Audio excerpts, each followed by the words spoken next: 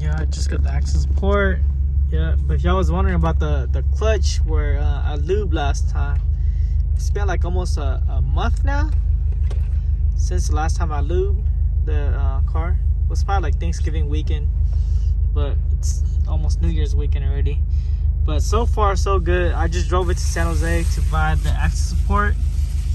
I bought it used, but it cost me only $200, man, and it's working good, man.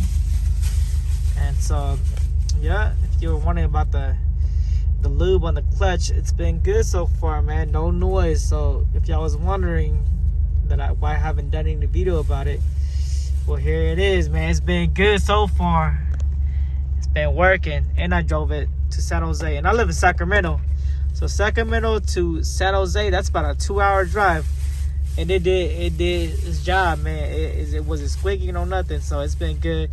But one thing about the Cobb, when I tuned it to stage 0, which is like the stock tune on the Cobb, it's been pretty good. It drives a little different. It feels a little heavier, but you know, it feels good though. It feels a little different, but it feels good. A lot better than the OE tune on it, you know. So the stock stage 0 tune is way better. The way it feels feels better for sure. It feels heavy, but it feels better.